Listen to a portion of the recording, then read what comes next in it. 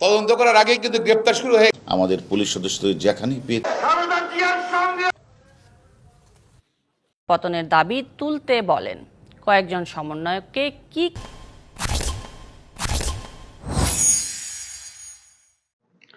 আসসালামু আলাইকুম রহমতুল্লাহি ওয়া বারাকাতুহু। দেশ এবং প্রবাস যে যেখানে বসে আজকের এই ভিডিও দেখবেন সবাইকে আন্তরিক শুভেচ্ছা অভিনন্দন। প্রিয় দর্শক, আশা করি সবাই ভালো আছেন।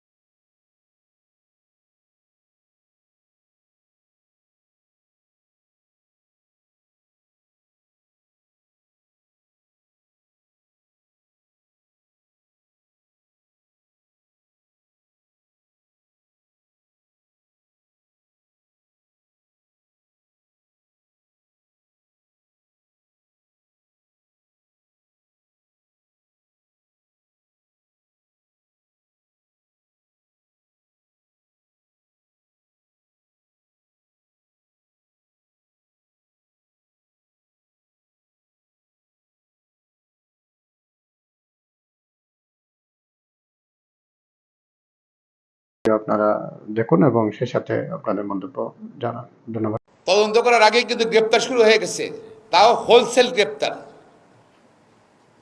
পাইকারি গ্রেপ্তার করছে। আপনারা দেখেছেন, আগে ফেসবুকে দেখেছেন, পত্রিকা দেখেছেন, নির্বিচারে আইনশৃঙ্খলা বাহিনী গুলি করেছে। রংপুরের প্রথম শহীদ আবু সাইদ, সে দাঁড়িয়ে ছিল, ফেসবুকে আসছে, সামাজিক পত্রিকা আসছে, শুধু দাঁড়িয়ে ছিল হাত তুলে। তাকে ঠান্ডা মাথায় হত্যা করা হয়েছে। শুধু আবু সাইদ একটা এক্সাম্পল না, অনেকেই ঠান্ডা মাথায় হত্যা করা হয়েছে। অনেক সাংবাদিকও নিহত হয়েছেন, আহত হয়েছেন, অনেকে বিকলাঙ্গ হয়ে গেছেন চিরতরে। এমনকি তাদের আইনশৃঙ্খলা বাহিনীর এই হত্যাকাণ্ড থেকে 18 বছরের অপ্রাপ্ত বয়স্ক অনেকেই নিহত হয়েছেন। তাদের হাত থেকে নারের মধ্যে 7 বছরের শিশু দোতালে দাঁড়িয়েছিল, দোতালে তার বাসায় ছিল, এবং গুলির কারণে গিয়ে সেও নিহত হয়েছে। কিন্তু এই ব্যাপারে কিন্তু কোনো বক্তব্য নাই সরকারের পক্ষ থেকে। এবং এছাড়াও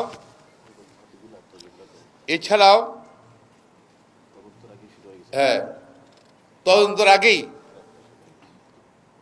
করার আগেই কিন্তু গ্রেপ্তার শুরু হয়ে গেছে, তাও হোলসেল গ্রেপ্তার, পাইকারি গ্রেপ্তার করছে। কি কারণে করছে? এখন তো সিসিটিভি আছে, ফুটেজ আছে। তারা কি আপনাদের যাদেরকে গ্রেপ্তার করেছে আইনশৃঙ্খলার মধ্যে কোনো সিসিটিভি দেখেছে ফুটেজে দেখেছে? আমরা আশ্চর্য হয়ে যাই। রাজনীতিবিদরা নয় একজন একজনের সমালোচনা করবে একদল, আইনশৃঙ্খলা বাহিনীর দায়িত্বরত ব্যক্তিগণ কিভাবে রাজনৈতিক দলের নাম উল্লেখ করে বা ব্যক্তির নাম উল্লেখ করে তারা বক্তব্য দিচ্ছে। তারা আমার মনে হয় তাদের বক্তব্য না, তাদের যে দায়িত্ব দেওয়া আছে রাষ্ট্রীয় দায়িত্ব, সেখান থেকে তারা অ্যাক্সেস ব্যবহার করছে। এটা কোথাও কাম্য নয়, শুধু বাংলাদেশও না, পৃথিবীর কোথাও কিন্তু, এমন ভারতও না, নেপালও না, যে যারা সরকারি কর্মকর্তারা রাজনীতি বক্তব্য রাখবে বা রাজনীতিবিদদেরকে ব্লেম দিবে, আবার তদন্ত ছাড়া। এটা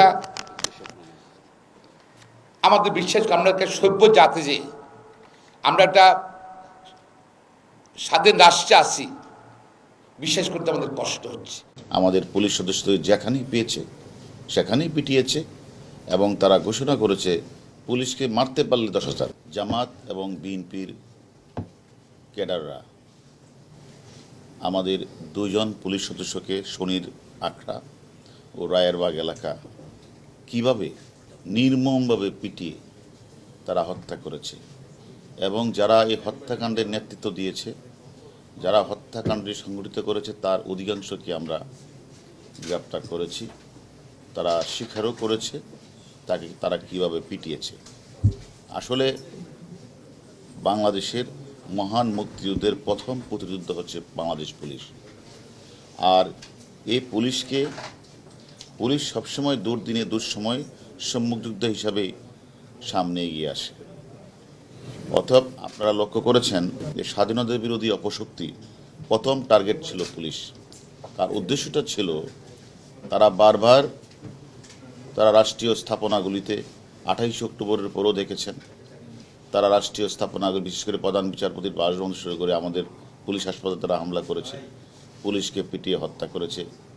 তারপরে আবার এবারও দেখছেন কোমলমতি ছাত্রদের কোটা বিরোধী আন্দোলনকে ঘিরে এই সকল অপশক্তি, জামাত বিরোধী বিএনপি চক্র, তারা ওই শনির আখড়া রায়েরবাগ এলাকা গিয়ে তারা আমাদের পুলিশ সদস্যদের যেখানেই পেয়েছে সেখানেই পিটিয়েছে এবং তারা ঘোষণা করেছে পুলিশকে মারতে পারলে 10,000, অর্থাৎ তাকে যদি ভারী দিতে পারে 12,000, আর মারলে তাদের কী ছিল সেটা আমরা এখনও পাইনি তথ্যটা। তারা এইভাবে তারা যেখানে বাড়ি বাড়ি তল্লাশি করেছে, অর্থাৎ তাদের উদ্দেশ্য ছিল পুলিশকে ডিমোরালাইজ করা। এবং পুলিশকে যদি ডিমোরালাইজ করতে পারে তাহলে বোধহয় তাদের যে আন্দোলন তারা মনে করেছিল যে তারা সাকসেস হবে। আমাদের 2 লক্ষের পুলিশ বাহিনী রয়েছে। আমরা সামনের দিনগুলিতেও আমরা যারা আমাদের পুলিশকে হত্যা করেছে, সাধারণ মানুষকে হত্যা করেছে, এবং আপনারা জানেন গাজীপুরের মেয়র জাহাঙ্গীরের যে বডিগার্ড তাকে জ্বলিয়েও তারা হত্যা করেছে। এবং আমাদের রাষ্ট্রীয় যে গুরুত্বপূর্ণ স্থাপনা আপনারা জানেন, স্বপ্নের মেট্রো রেলে তারা আগুন লাগিয়েছে এবং সেতু ভবন, ডাটা সেন্টার, বিটিভি ভবনে তারা আগুন লাগিয়েছে। আমরা বাংলাদেশ পুলিশের প্রতিটি সদস্য আমরা বিভিন্নভাবে ডাটা, আমরা আমাদের মোবাইল ফোন এবং বিভিন্ন ধরনের ডিজিটাল ডিভাইস সবগুলি আমরা অ্যানালাইজ করছি, ভিডিও ফুটেজগুলি আমরা অ্যানালাইজ করছি। আমরা মনে করি অনেক বিএনপি জামাতের গুরুত্বপূর্ণ সদস্য যারা হত্যাকাণ্ডে অংশগ্রহণ করেছে, হত্যাকাণ্ডের নেতৃত্ব দিয়েছে, অর্থের যোগান দিয়েছে, আমরা তাদেরকে আইনের আওতায় নিয়ে এসেছি এবং তাদের মোবাইল ফোনে আমরা সেই সকল তথ্য আমরা পাচ্ছি। আমরা এই তথ্যের ভিত্তিতে আরও যারা যারা বাংলাদেশের যেখানে লুকিয়ে আছে সেখান থেকে তাদেরকে ধরে এনে আমরা আইনের আওতায় এনে বিচারের মুখোমুখি আমরা দাঁড় করাবই। এবং আমি মনে করি যারা এই ঘোষণা দিয়েছিল তারা টাকা দিবে পুলিশকে বা ছাত্রলীগকে বা সাধারণ মানুষ পিটাতে পারলে, তাদেরও আমরা গ্রেপ্তার করেছি। যারা পুলিশ সদস্যকে পিটিয়ে হত্যা করেছে তাদের 6 জনকে আমরা গ্রেপ্তার করেছি। আমরা মনে করি যারা মেট্রো রেলে আগুন দিয়েছিল সে সকল চক্রের সন্ধান আমরা পেয়েছি। আমরা তাদেরকে শীঘ্রই তাদেরকে গ্রেপ্তার করে আমরা আপনাদের মুখোমুখি করব, আইনের আওতায় আমরা নিয়ে আসব। আমরা মনে করি যারা মনে করেছিল যে ঢাকা শহরে অস্থিতিশীল পরিবেশ সৃষ্টি করে বিভিন্ন স্থাপনাগুলিকে ভাঙচুর করে তারা এখান থেকে পালিয়ে যাবে, বাংলাদেশ পুলিশ কিছুই করতে পারবে না। আমি তাদের উদ্দেশ্যে বলতে চাই যে আমরা 28 অক্টোবরও দেখেছেন যারা এই হত্যাকাণ্ডে অংশগ্রহণ করেছিল তাদের কিন্তু আমরা আইনের আওতায় নিয়ে এসেছি, এবং এইবারও যারা রাষ্ট্রীয় স্থাপনা থেকে শুরু করে সরকারি বেসরকারি স্থাপনা আগুন দিয়েছে, জ্বালাও পোড়া করেছে এবং সরকারি অনেক সদস্যকে তারা আহত করেছে এবং বিভিন্ন জায়গাগুলিতে তারা আগুন লাগিয়েছে, প্রত্যেককে কিন্তু আমরা আইনের আওতায় নিয়ে এসেছি। আমাদের জিজ্ঞাসাবাদ চলছে আন্দোলনকারীদের সঙ্গে। তিনি আন্দোলনকারীদেরকে সরকার পতনের দাবি তুলতে বলেন। কয়েকজন সমন্বয়ককে কি দাবি করতে হবে ফোনে সেই নির্দেশনা দেওয়ার পাশাপাশি খুদে বার্তাও পাঠান তাদের কাছে। এছাড়া নিজের সংগঠনের সব নেতাকর্মীকে আন্দোলনে যোগ দিতেও নির্দেশনা দেন তিনি। নূরের এমন নানান যোগসূত্র তুলে ধরেন সরকার পক্ষের আইনজীবীরা। কোটা সংস্কার আন্দোলনে সেতু ভবনে হামলা ভাঙচুর মামলায় গ্রেফতার হয় 2018 সালে কোটা আন্দোলনকারী থেকে রাজনীতিক বনে যাওয়া নুরুল হক নূর। গ্রেফতারের পর 5 দিনের রিমান্ড শেষে শুক্রবার আদালতে হাজির করা হয় নূরকে। আদালতকে জানানো হয় কোটা আন্দোলনকে সহিংসতার অন্যতম ইন্ধনদাতা নূর। গেল 5 জুন কোটা নিয়ে আদালতের রায়ের পর থেকেই সে তার ঘনিষ্ঠ নাহিদ ইসলাম, হাসনাত আবদুল্লাহ, সার্জিস আলম, আসিফ মাহমুদ, আক্তার হোসেন এবং আহনাবদের সাথে যোগাযোগ শুরু করেন। গেল 18 জুলাই রাত 10টায় নাহিদ ইসলাম এবং সার্জিস আলমের সাথে মোবাইল ফোনে এবং মেসেজে কোটা সংস্কার ইস্যুতে বর্তমান সরকারকে উৎখাত আন্দোলনের পরামর্শ দেন নূর। 17 তারিখে এবং 19 তারিখে 2 দিন তার সঙ্গে যোগাযোগ হয়েছে সমন্বয়কদের, এবং তিনি তাদের যে বক্তব্য স্টেটমেন্ট সেটা তিনি লিখে দিয়েছেন, এরকম পুলিশি ফরওয়ার্ডিংয়ে আমরা দেখতে পেয়েছি। রিমান্ডে সহিংসতা নিয়ে আরও গুরুত্বপূর্ণ তথ্য দেন বলেও আদালতকে অবহিত করা হয়। কোটা সংস্কার আন্দোলনের মাধ্যমে তিনি পরিচিত হয়েছেন এবং বিপি নির্বাচিত হয়েছেন, একটা রাজনৈতিক দল করেন, সুতরাং তার কাছে পরামর্শ চাইতে পারেন এবং তিনি গঠনমূলক পরামর্শ এই আন্দোলনের ব্যাপারে দিতে পারেন, এটা বেআইনি কিছু নয়। সেতু ভবনে হামলা মামলায় বলা হয় গেল 18 জুলাই বিকালে অজ্ঞাতনামা 250 থেকে 300 জন দেশীয় অস্ত্র লাঠিসোঁটা নিয়ে সেতু ভবনের সামনে এসে বিভিন্ন সরকার বিরোধী স্লোগান দিতে থাকে। পরে সেখানে ব্যাপক ভাঙচুর, লুটপাট করা হয়, পুড়িয়ে দেওয়া হয় ভবনে থাকা বিভিন্ন গুরুত্বপূর্ণ নথি। নুরুল হক নূরকে আদালতে হাজির করার সময় সেখানে উপস্থিত ছিলেন নূরের পরিবারের সদস্যরাও। কাউসারা চৌধুরী কুমু, ডিবিসি নিউজ, ঢাকা। সরকার বিরোধী বিভিন্ন রাজনৈতিক দল নিয়ে প্রায় 2.5 বছর ধরে আন্দোলন করে আসছে বিএনপি। রাজপথে থেকে আন্দোলন চালিয়ে গেলেও দ্বাদশ জাতীয় সংসদ নির্বাচন বর্জন করে ভোটের মাঠ থেকে ছিটকে যায় দলটি। সম্প্রতি শিক্ষার্থীদের কোটা সংস্কার আন্দোলনে সমর্থন দিয়ে আবারও মাঠে ফেরে বিএনপি।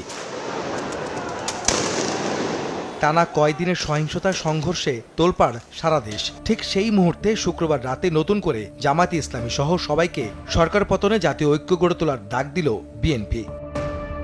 বিএনপি মহাসচিব মির্জা ফখরুল ইসলাম আলমগীর স্বাক্ষরিত গণমাধ্যমে পাঠানো প্রেস বিজ্ঞপ্তিতে এমন আহ্বান জানানো হয়, যেখানে বলা হয় বর্তমান সংকটে জাতির বৃহত্তর স্বার্থে সরকার পতনের এক দফা দাবিতে সব গণতান্ত্রিক রাজনৈতিক দল, সামাজিক ও সাংস্কৃতিক সংগঠন এবং শক্তিকে ঐক্যবদ্ধ হওয়ার জন্য জাতীয় ঐক্য গড়ে তুলতে হবে।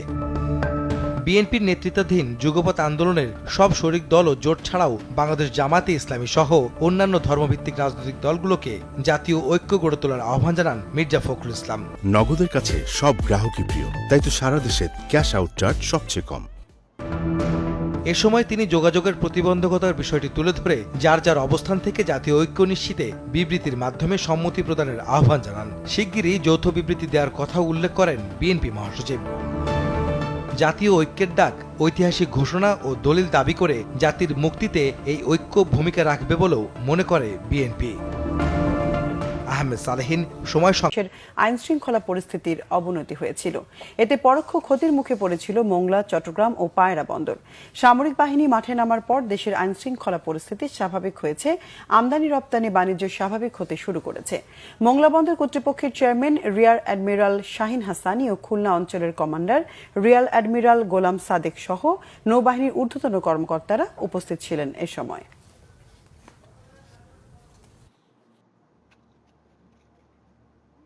সার্বিক আইন শৃঙ্খলা পরিস্থিতি সুরক্ষার জন্য সশস্ত্র বাহিনী 20 জুলাই মোতায়েন হয়েছে এবং আমরা দেখেছি সশস্ত্র বাহিনী মোতায়েনের অব্যবহিত পরেই সার্বিকভাবে দেশের আইনশৃঙ্খলা পরিস্থিতির প্রভূত উন্নতি সাধিত হয়েছে।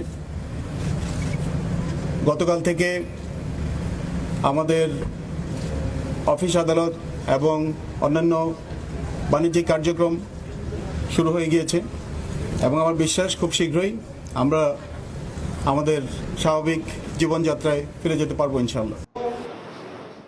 তেজগাঁওয়ে ঢাকা জেলা আওয়ামী লীগের কার্যালয়ে ঢাকা মহানগর উত্তরের নেতাকর্মীদের নিয়ে বৃহস্পতিবার বৈঠক করেন দলের সাধারণ সম্পাদক ওবায়দুল কাদের। গত কয়েকদিন নাশকতাকারীদের তাণ্ডবের নিন্দা জানানো হয় সভায়। বক্তব্যে দলীয় সাধারণ সম্পাদক বলেন, তারেক রহমানের নির্দেশেই এ হামলা হয়েছে। সম্প্রতি বিএনপি তার কমিটি রদবদল করে বেছে বেছে চিহ্নিত সন্ত্রাসীদের নেতা বানিয়েছে বলেও মন্তব্য তার। শান্তিপূর্ণ অবস্থা ফিরে এসেছে, এটাই কিন্তু শেষ কথা। তারা এখনো ঘাপটি মেরে বসে আছে, আরো খারাপ পরিস্থিতি সৃষ্টি করতে পারে। ওবায়দুল কাদের অভিযোগ করেন, বিএনপি ক্ষমতায় যেতে চায় মানুষের রক্তের উপর দিয়ে, নির্বাচন ও গণতান্ত্রিক পথে নয়। বিএনপি তার চিরদিনের পরিচিত চেহারা আবারও মেলে ধরেছে এবং তারা নির্বাচন চায় না, গণতন্ত্র চায় না, তারা ক্ষমতা চায়, ক্ষমতা যেতে চায় সন্ত্রাসী কায়দায়, চোরাগুপ্তা পথে অগ্নি সন্ত্রাস করে তাণ্ডব চালিয়ে তারা ক্ষমতায় যেতে চায়। বর্তমান পরিস্থিতিতে নিম্ন আয়ের মানুষ কষ্টে আছে, খাদ্য সহায়তা নিয়ে নেতা কর্মীদেরকে তাদের পাশে দাঁড়ানোর আহ্বান জানান। এদিকে বঙ্গবন্ধু এভিনিউয়ের দলীয় কার্যালয়ের সামনে ঢাকা মহানগর দক্ষিণের উদ্যোগে নিম্ন আয়ের মানুষদের মাঝে খাবার বিতরণ করেন আওয়ামী লীগ সাধারণ সম্পাদক ওবায়দুল কাদের।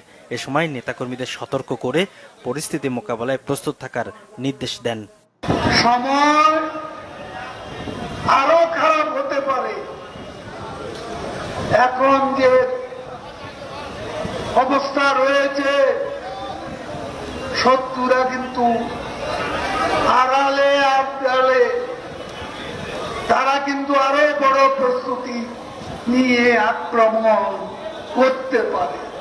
সৈয়দ আব্দুল মুহিত, বাংলা ভিশন, ঢাকা। চলমান পরিস্থিতি নিয়ে বৃহস্পতিবার দুপুরে সুপ্রিম কোর্ট অডিটোরিয়ামে সংবাদ সম্মেলন করে সুপ্রিম কোর্ট আইনজীবী সমিতি। সভাপতির নেতৃত্বাধীন এই অংশে সমিতির সভাপতি ব্যারিস্টার মাহবুবুদ্দিন খোকন, সমিতির সদস্য ব্যারিস্টার নাসিরউদ্দিন অসীম, আন্দালিব রহমান পার্থ, জাকির হোসেন, অ্যাডভোকেট আবেদ রেজা সহ সুপ্রিম কোর্ট আইনজীবী সমিতির সদস্যদের গ্রেফতারের নিন্দা জানান। তাদের নিঃশর্ত মুক্তি দাবি করে মাহবুবুদ্দিন খোকন বলেন, তদন্ত না করেই আইনজীবী সহ বিভিন্ন রাজনৈতিক দলের নেতাকর্মীদের গণহারে গ্রেফতার করা হচ্ছে। রাজনীতিবিদরা নয় একজন সমালোচনা করবে একদল, আইনশৃঙ্খলা বাহিনীর দায়িত্বরত ব্যক্তিগত কিভাবে রাজনৈতিক দলের নাম উল্লেখ করে বা ব্যক্তির নাম উল্লেখ করে তারা বক্তব্য দিচ্ছে। পৃথিবীর কোথাও কিন্তু, এমন ভারতও না, নেপালও না, যে যারা সরকারি কর্মকর্তারা রাজনীতি বক্তব্য রাখবে বা রাজনীতিবিদদেরকে ব্লেম দিবে, আবার তদন্ত ছাড়া। সরকারের ধীরগতি এবং সিদ্ধান্তনের জন্য কিন্তু এক দেরি হয়েছে এবং আজকের এই বাংলাদেশের অস্থিতিশীল পরিস্থিতি সৃষ্টি হয়েছে আমাদের। এই জন্য আজকের যত ঘটনা ঘটেছে, হত্যা এবং আহত, রাষ্ট্রীয় সম্পদ ধ্বংস, সবকিছু দায় দায়িত্বে কিন্তু সরকারকে নিতে হবে। পরে একই স্থানে আরেকটি সংবাদ সম্মেলন করে সুপ্রিম কোর্ট আইনজীবী সমিতির সম্পাদকের নেতৃত্বাধীন অংশ। এতে বলা হয়, দেশবিরোধী ষড়যন্ত্রের অংশ হিসেবে বিএনপি জামাত চক্র দেশ ও জনগণের জানমালের ক্ষতি করে বাংলাদেশকে একটি অকার্যকর মৌলবাদী রাষ্ট্র পরিণত করতে তৎপর। স্বাধীনতা বিরোধী চক্রের দেশবিরোধী এসব কর্মকাণ্ডের তীব্র নিন্দা ও প্রতিবাদ জানিয়ে সুপ্রিম কোর্ট আইনজীবী সমিতির পক্ষ থেকে বলা হয়, দেশের স্বাধীনতা, সার্বভৌমত্ব, রাষ্ট্রীয় সম্পদ, আইন শৃঙ্খলা ও জনজীবন রক্ষায় সমিতির সদস্যরা বদ্ধপরিকর। আগে তারা আগুন দিত রেল লাইনে, এবার তারা আগুন দিয়েছে মেট্রো রেলে। আগে তারা নর্মাল বাস পোড়াতো, এবার তারা এক্সপ্রেস ওয়ে পুড়িয়েছে। আগে তারা নর্মাল হতাহত করতো, এবার তারা কিলিং মিশনে নেমেছিল। যত হত্যাকাণ্ড ঘটানো যায় তত সরকারকে তাড়াতাড়ি পতন ঘটানো যাবে।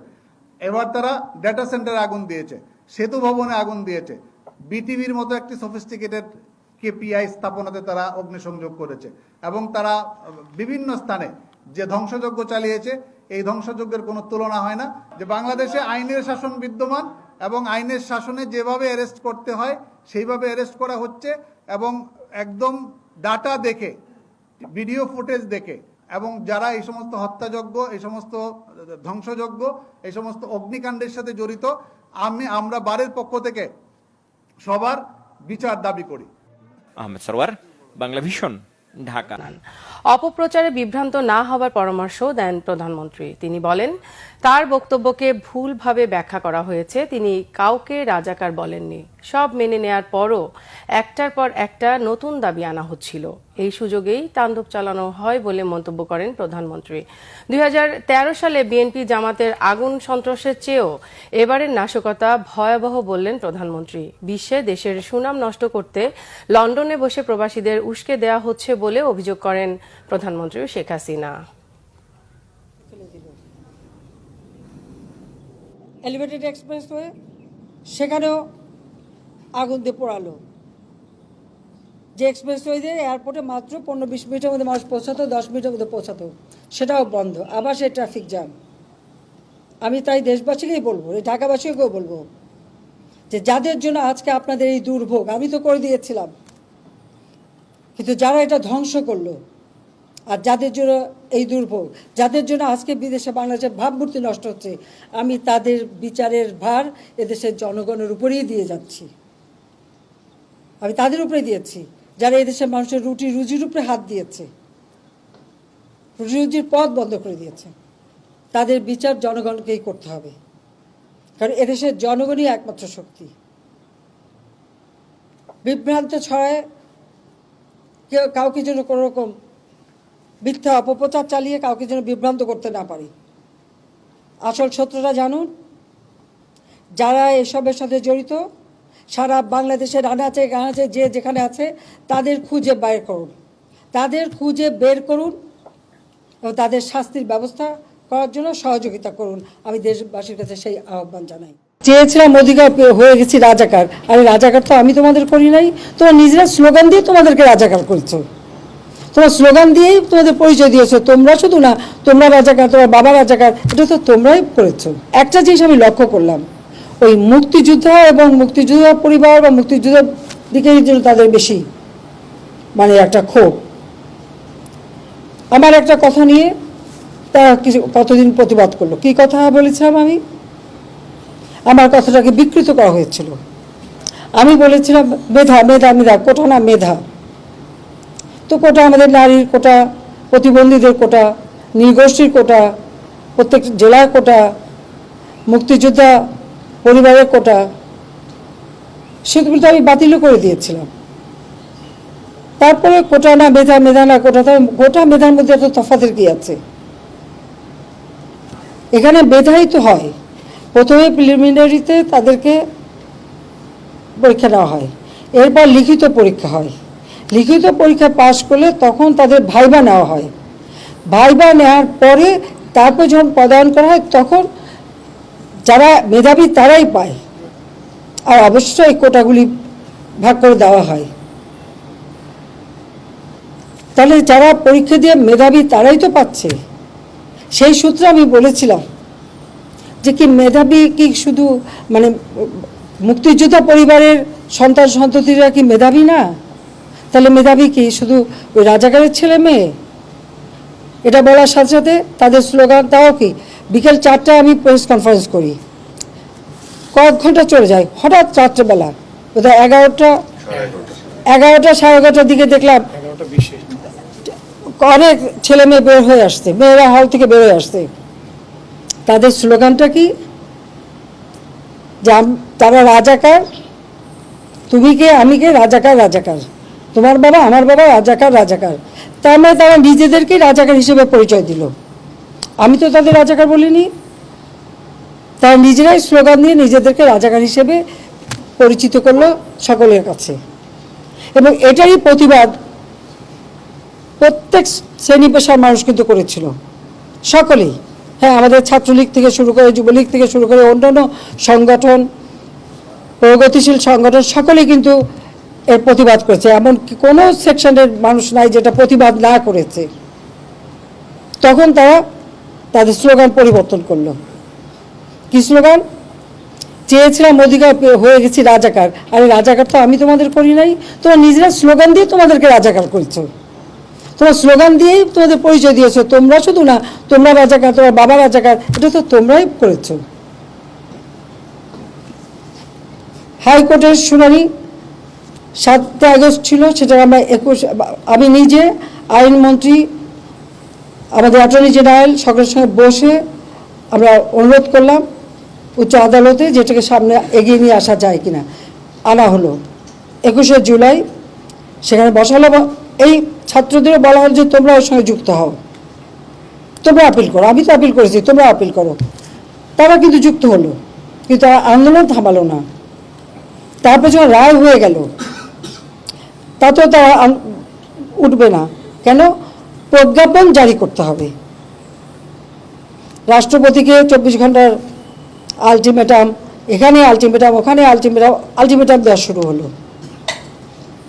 এটা কোন ধরনের কথা? একটা মানলে আরেকটা, আরেকটা মানলে আরেকটা। 1 দফা কোটা সংস্কার, তার থেকে চলে গেল 3 দফা, তারপর 6 দফা, তারপর 8 দফা। কোটা আন্দোলনের সময় দুর্বৃত্তদের তাণ্ডবে ক্ষতিগ্রস্ত বাংলাদেশ টেলিভিশন ভবন শুক্রবার সকালে পরিদর্শন করেন প্রধানমন্ত্রী শেখ হাসিনা। বিটিভির আর্কাইভ সহ ক্ষতিগ্রস্ত ভবনের বিভিন্ন অংশ ঘুরে দেখেন প্রধানমন্ত্রী। এ সময় প্রধানমন্ত্রী গত সপ্তাহে চলা নাশকতা তাণ্ডবের ভয়াবহতা তুলে ধরেন। 2013 সালে ওই বিএনপি জামাত মিলে শুরু করলো অগ্নিসন্ত্রাস, কিন্তু সেই পড়ানোর থেকে এবারে পড়ানোর চরিত্রটা কিন্তু একটু আলাদা। এবারে তারা গান পাউডার ব্যবহার করেছে এবং নিমিষে সব পুরো একেবারে ছাই। এবং সারা বাংলাদেশ থেকে এই সন্ত্রাসী এবং বিএনপি জামাত, বিশেষ করে শিবির, তারা ঢাকায় এসে, ঢাকার ভিতরে ঢোকেনি, আশেপাশে থেকে এসে এইভাবে আক্রমণ করেছে ওই কোটা বিরোধী আন্দোলনের সূত্র ধরেই, যা মানুষের কাজে লাগে, মানুষের জীবনমান উন্নত করে, মানুষকে স্বস্তি দেয়। উন্নয়নের স্মারক সব স্থাপনার উপর হামলাকারীদের খুঁজে বের করতে জনগণের সহযোগিতাও চান প্রধানমন্ত্রী শেখ হাসিনা। যে এক্সপ্রেসওয়ে দিয়ে এয়ারপোর্টে মাত্র 15-20 মিনিটের মধ্যে মানুষ পৌঁছাতো, 10 মিনিটের মধ্যে পৌঁছাতো, সেটাও বন্ধ। আবার সেই ট্রাফিক জ্যাম। আমি তাই দেশবাসীকেই বলবো, এই ঢাকাবাসীকেও বলবো যে যাদের জন্য আজকে আপনাদের এই দুর্ভোগ, আমি তো করে দিয়েছিলাম, কিন্তু যারা এটা ধ্বংস করলো, আর যাদের জন্য এই দুর্ভোগ, যাদের জন্য আজকে বিদেশে বাংলাদেশের ভাবমূর্তি নষ্ট হচ্ছে, আমি তাদের বিচারের ভার এদেশের জনগণের উপরেই দিয়ে যাচ্ছি। আমি তাদের উপরে দিয়েছি যারা এদেশের মানুষের রুটি রুজির উপরে হাত দিয়েছে, রুটি রুজির পথ বন্ধ করে দিয়েছে। তাদের বিচার জনগণকেই করতে হবে, কারণ এদেশের জনগণই একমাত্র শক্তি।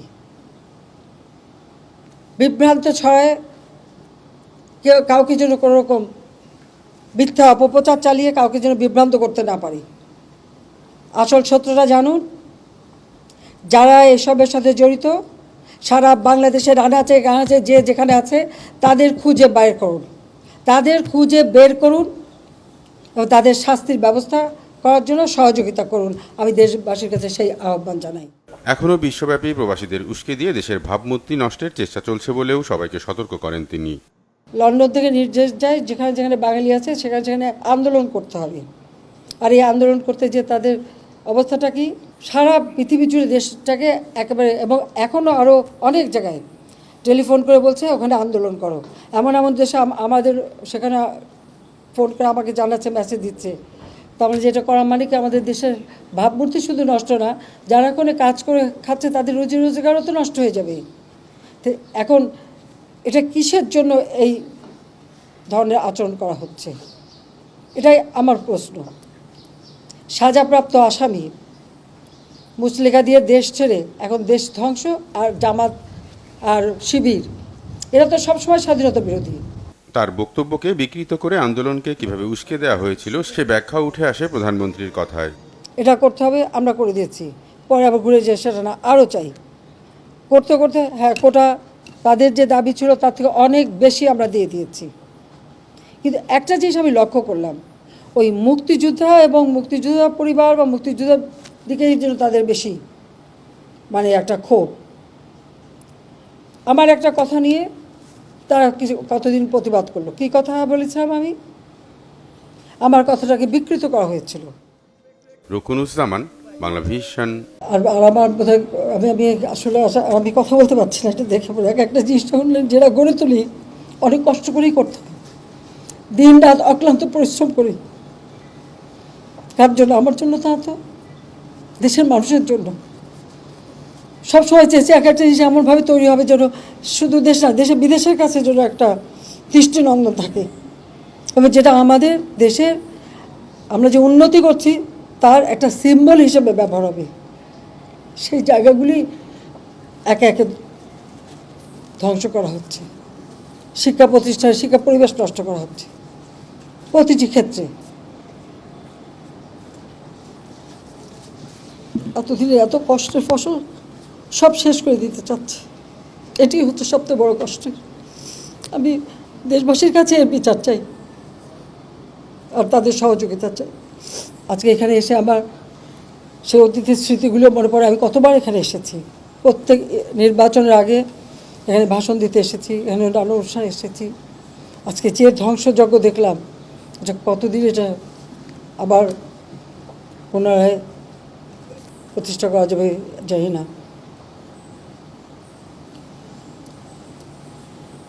টেলিভিশনের সাথে যারা কর্মরত, আপনারা নিজের জীবনের ঝুঁকি নিয়ে আপনারা অনেক চেষ্টা করেছেন, কিন্তু ওই সন্ত্রাসীদের কাছে এটা পাওয়া অত্যন্ত কষ্টকর ছিল। তবুও আমি আপনাদেরকে ধন্যবাদ জানাই যে আপনারা এই জাতীয় সম্পদ, এটা কারো ব্যক্তিগত সম্পদ না, এটা আমার ব্যক্তিগত না, এটা দেশের মানুষের সম্পদ, সেই সম্পদটা রক্ষা করার জন্য আপনারা চেষ্টা করেছেন। চলমান পরিস্থিতি নিয়ে আওয়ামী লীগ সভাপতির রাজনৈতিক কার্যালয়ে সংবাদ সম্মেলন করেন দলের সাধারণ সম্পাদক ওবায়দুল কাদের। সংবাদ সম্মেলনে তিনি বলেন, শিক্ষার্থীরা দেশবিরোধী হামলায় জড়িত নয়, অবৈধভাবে ক্ষমতায় যেতে বিএনপি, জামায়াত ও বিদেশি শক্তি এই হামলা করেছে। শিক্ষার্থীদের পুঁজি করে বিএনপি, জামাত, ছাত্রদল, শিবির, জঙ্গি গোষ্ঠী, উগ্র বামপন্থী সহ দেশি বিদেশি কুচক্রী মহল অবৈধভাবে সরকার হটানোর অপচেষ্টা চালিয়ে যাবে, সেটা আমরা হতে দিতে পারি না। এই অশুভ চক্র ব্যর্থ হবেই ইনশাল্লাহ। এখনো যারা আন্দোলনে ডাক দিয়ে যাচ্ছে, তাদের উদ্দেশ্য দেশকে ধ্বংস করা, দেশের অর্থনীতিকে আরও ধ্বংসের দিকে নিয়ে যাওয়া এবং পেছনে দরজা দিয়ে ক্ষমতা দখল করা, দেশের মানুষকে সঙ্গে নিয়ে এদের অশুভ উদ্দেশ্যকে প্রতিহত করা। ওবায়দুল কাদের বলেন, কোনো হত্যাকাণ্ডকেই সমর্থন করে না সরকার। সব ঘটনার বিচার বিভাগীয় তদন্তের পাশাপাশি জড়িতদের শাস্তি নিশ্চিত করা হবে।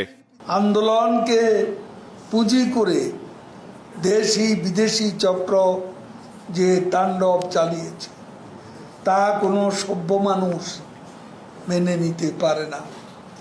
তারা পুরো দেশকে স্থবির করে দিয়েছে। যারা সহিংসতা অংশ নিয়েছে তাদের বিরুদ্ধে আইনি ব্যবস্থা নেওয়া হবে। আমরা কোনো অনাকাঙ্ক্ষিত মৃত্যু সমর্থন করি না।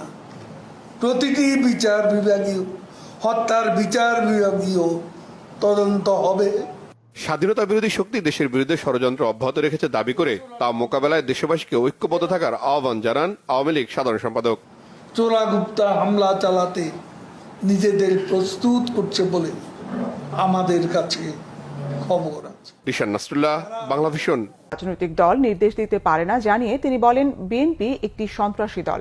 বৈষম্য বিরোধী ছাত্র নেতাদের উদ্দেশ্যে তিনি বলেন, তাদের মধ্যে দেশ বিরোধী জঙ্গিরা ঢুকে পড়েছে কিনা তা খোঁজ করে দেখতে হবে। আদালতে কোটা সমস্যার সমাধান হলেও আন্দোলনের নামে শিক্ষার্থীরা যেন বিএনপি, জামাতকে সুযোগ করে না দেয় সে বিষয়ে সতর্ক করেন তিনি।